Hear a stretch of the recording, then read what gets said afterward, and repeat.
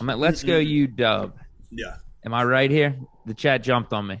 Uh, That was after Derek Nelson. Yeah, you're good. You're good. You're good. Some of these Steeler blogs need to chill out on Mm-hmm. these potential DJ contracts. At best, he's worth 15 mil. Tops. People out here saying he's Saying better than 20. Hill and Adams. Shaking my Yeah. damn head. Yeah. Who's saying this? I don't know, but you know, Steelers fans. I mean, you've been telling us that Ben's better than Brady. So, I mean, What's wrong with that? exactly right. So, if you can say, and what's wrong with that? I'm sure it's a person out there that loves DJ and says, you know what, Diontae is better than Adams and Tyreek, and they're gonna have some reason, the same way you have your reason in terms of why you think Ben is better than Brady. I get it, man. I get it. So they're talking about Diontae getting more than 15? I mean, I'm assuming that's what he's saying. If he's on the open market, I mean, I don't think that's too far fetched. But if you're talking about here in Pittsburgh, would the Steelers be willing to pay that? I think that's a different conversation. You know what I think he's referring to? What's up? Is that new Stephon Diggs contract. Oh yeah, he did just get, was it 4 for 108 with 4104.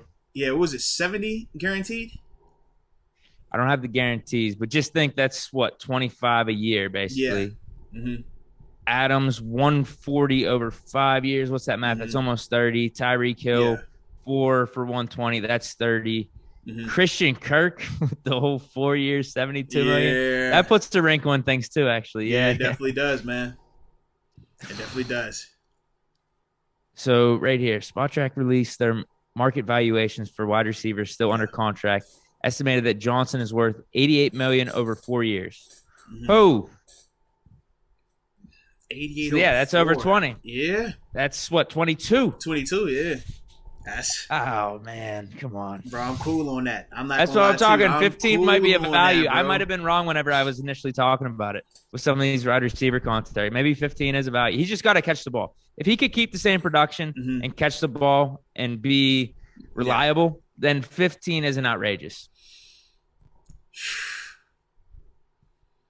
I get it.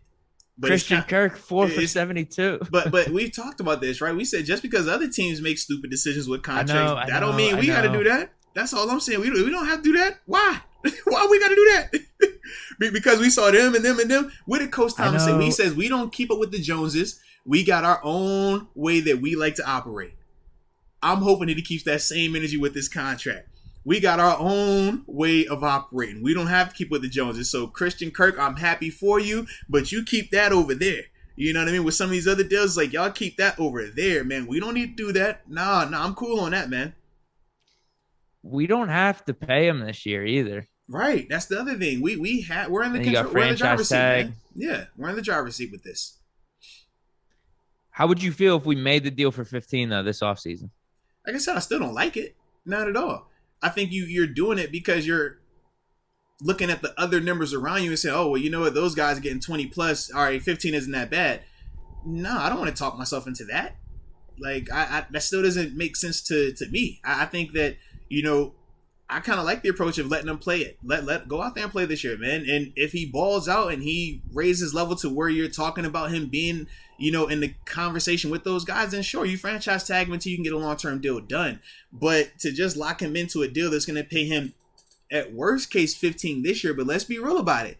If it starts at 15 this year, next year is going to go up, and then it's going to go up. That's my only thing.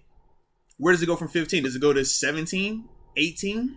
Does it go to 20? Well, as long as you could get the average at 15. All right, that's my only concern, man. I'm just like, I don't like that a lot, man. I don't feel like, you know, his play has been consistent enough to that level, you know, just yet, man. Whereas right now, you still have tag options. If you don't franchise tag him, but you think that, you know, he still has done some, well, nah, because you transition tag him, I do think that a team would pay him more on the open market. But we talk about it all the time, man. Teams overpaying free agency, and the guys they're getting, it's like, man, that guy wasn't worth that much money.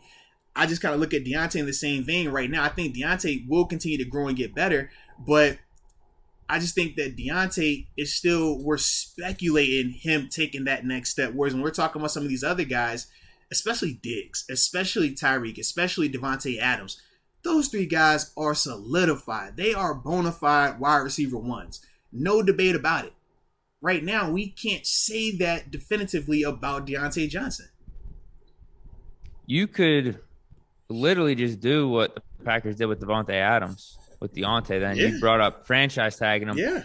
But then after you franchise tag him, then you could trade him for a team that's willing to give him that long-term contract. Because if negotiations aren't going good with us, you don't want a disgruntled guy on the roster. Tomlin always says that we want volunteers, not hostages. Right. But at that point, if you're willing to give Diontae a franchise tag, that means he probably played pretty damn well last year. Right. You and we probably think that he then can get do a first rounder for him, at least. I just rather hedge that bet on I want to see him do it again and take that next step. And if he does, franchise tagging is not the end of the world. And if you can get a long-term deal done with him, it's not the end of the world. I just don't want to pay him that caliber money on the front end of this thing when we're looking at him and saying, well, we still got question marks around him. And now 2 years into this deal, we're looking at it like, why did we do that? That's the thing that I'm trying to avoid. So you don't care if he plays well and then it ends up being like 23 next year? No, because if the case for 15 you have a bona fide wide receiver one. It's nothing wrong with that. Like, now he's bona fide. And you talked about it yourself, whether you're tagging him, whether you're trying to trade him like the Packers did with Devontae. That's still not a negative. You still would get assets for him. You still can make the most of that situation. And it still would help us next season if he's balling out like that. All I'm saying is I want to see him do it again, because prior to this season, we have not seen him do it to that level. Prior to this season, we've seen him deal with the drop issues at a larger clip, and we've seen him mentally not be the person that we need him to be and essentially have to be taken off the field. That's my only thing. I don't want to just do it off of one season. And that's essentially what we'll be doing right now, is based off of what he did last year versus his overarching body of work. That's all.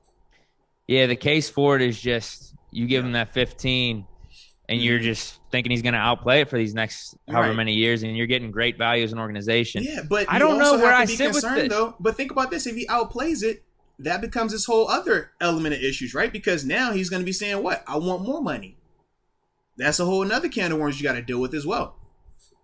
Yeah, that wouldn't be after the first year, though, right? That would probably be after the second year. I mean, it just depends on how he would view it. If you get him a deal, he gets 15, but he goes out there and balls out and gets another Pro Bowl, and now he's like, no, I want 20. I want 22, because when you talk about a Christian Kirk getting that caliber money, he's going to be saying, well, man, this dude is not far from where I'm at. I want that type of money. Now you do potentially have that issue. Not saying that it will happen, but that is something that you might have to deal with. It might be. Yeah, that's why I don't know where I sit with this. There's a lot of variables with it going on right now. Yeah. I'm good with letting us just ride it out, but at the same time, how disgruntled does Diontae become? Right. I'm good with paying him, but then if the drops resurface, then you're like, oh, wow, we just overpaid for him. Yeah. I don't know where I sit with it. I would just like to see another year of Diontae. We'll just put it that way. I think we all can agree with that. Let's see what he can do this year. Wait and see, and if he balls out, I tag him and we go from there. That's just kind of like my energy with him. I'd rather see a year of Diontae this season than trade him. I'll put it to you that way. No, absolutely. Than trading him this season. Yeah. Let the chips fall, and then if we're talking about franchise tags, long-term extensions next year, whatever it is, then we'll get to it at that point.